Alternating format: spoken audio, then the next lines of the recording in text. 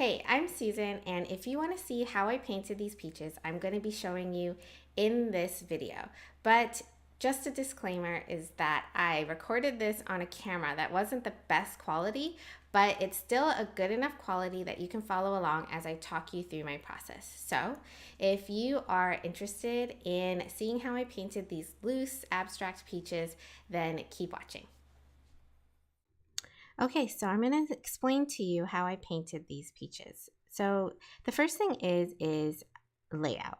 So there is no layout to this painting, and I purposely didn't want to worry about layout and knew I didn't have to because I was going to be digitizing these elements separately for something later that I'll show you.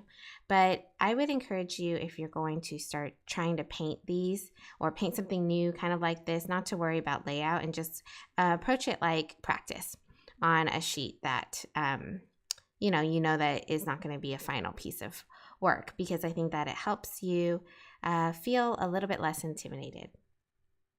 So as I'm painting these peaches, you're going to see that I always start with the flesh color, and then I work very quickly so that the flesh is still wet and I can get that wet on wet bleeding action by allowing the colors to touch each other while they're still wet. And so when you apply the flesh color, it's a wet on dry. It's not a wet on wet, which means you're applying paint directly to the paper. But as you start to add in the pit color and the skin color, you're working and allowing that wet on wet action to happen.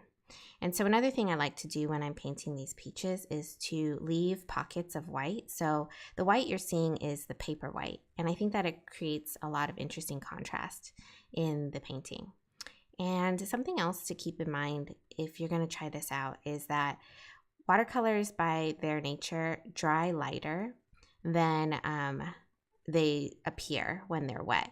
And so you need to, in some ways, overcompensate for colors if you want them to stay dark after you paint. And so you can see that I went back and added some extra color and extra pigment into the peach pit in order to get that pop of contrast between the pit and the skin.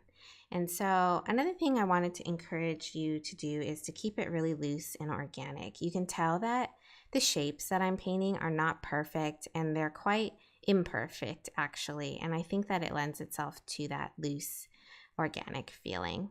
And working fast like this and letting the colors just kind of bleed into each other haphazardly almost in a way is the beauty of watercolors. And so hopefully you can let loose and just have fun with it.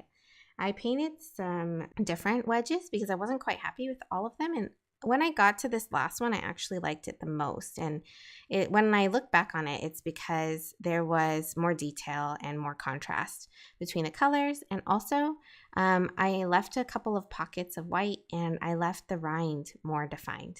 And so that's where I thought it was the most successful. So now I'm going to show you what it looked like when I digitized it. So I used all of these elements of different peaches that I painted to make this wallpaper. And that's why I didn't really need to worry about the layout. So I hope that seeing this and seeing how I painted them inspires you to give them a try. Let me know in the comments below if you plan to paint these peaches. So one last thing I wanted to leave you with is that I have a free supply buying guide in case you don't already have this and you happen to be starting with watercolors and you are approaching supply overwhelm, or you've tried to buy supplies and they've kind of not performed the way that you want them to. I just wanted to share with you that I have a free beginner's guide to buying watercolor supplies, and it comes with a free walkthrough, a video walkthrough actually, that I take you through so that you can make the most of this guide. You can grab it at the link in this description box below this video or in the link that you see on the screen. So if you want to see more videos like this, make sure to click subscribe, and I will see you in the next video.